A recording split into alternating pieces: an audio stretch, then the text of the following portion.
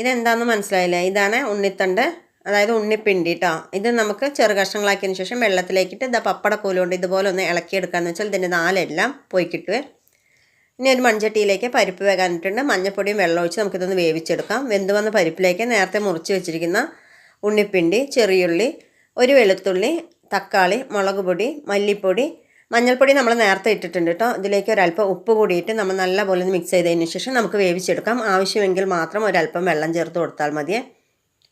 ഇനി അരപ്പ് റെഡിയാക്കാനായിട്ട് നാളികേരത്തിലേക്ക് ചെറുജീരകം കൂടി ചേർത്ത് നമ്മൾ അരച്ചെടുക്കുന്നുണ്ട്. വെന്ത് വന്ന ഈ കറിയിലേക്ക് നമുക്ക് നാളികേരം കൂടി ചേർത്ത് കൊടുക്കാം. ഇനി താളിപ്പ് റെഡിയാക്കാനായിട്ട് വെളിച്ചെണ്ണയിലേക്ക് ചെറിയുള്ളി, കടുക്, വറ്റൽമുളക്, കറിവേപ്പില കൂടി നമുക്കിട്ട് താളിച്ചെടുക്കാം.